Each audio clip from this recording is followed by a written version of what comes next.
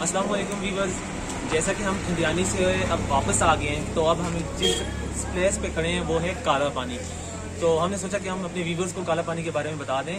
तो ये जो काला पानी जगह है ये एबटाबाद और जो ठंडियानी है उसके सेंटर में आती है। तो मतलब अगर डिस्टेंस वाइज देखा जाए तो डिस्टेंस यहाँ से ठंडियानी का तो कम बनता है, जैसे कि 13 किलोमीटर है, और यहाँ से एबटाबाद हम जाते हैं तो वो 20-25 किलोमीटर आता है। लेकिन हॉर्स के हिसाब से देखा जाए तो यहाँ पे सेंटर आता है, मतलब जितना टाइम यहाँ से एबटाबाद लगता है उतना टाइम यहाँ से ठंडियानी की तरफ लगता है। और देखा जाए यहाँ ये थोड़ी मतलब मार्केट है, तो यहाँ पे आपको हर चीज़ अवेलेबल हो सकती है। यहाँ से अब अगर आप ठंडियानी जाते हैं तो आप यहाँ पे आपके पास पेट्रोल भी मिल सकता है, यहाँ पे पेट्रोल लेके जा सकते हैं। और उसके साथ बहुत से मतलब फ्रूट्स हैं, यहाँ पे वेजिटेबल्स है, यहाँ पे चिकन मिल सकती है। तो मतलब जो सेल्फ कुकिंग करते हैं तो वो अपने साथ यहाँ से चीज़ें लेके जा सकते हैं। यहाँ पे मार्केट है, तो यहाँ पे आपको रूम्स भी अवेलेबल हैं। आप अगर स्टे करना चाहते हैं वापसी पे अगर ठंडियानी जाते हैं तो आप यहाँ पे स्टे कर सकते हैं।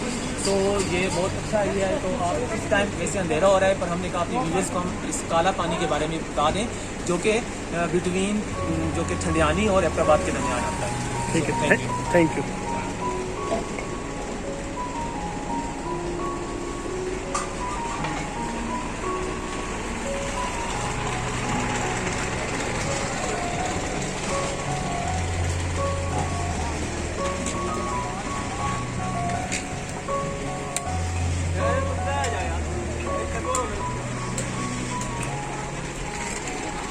बंद कर।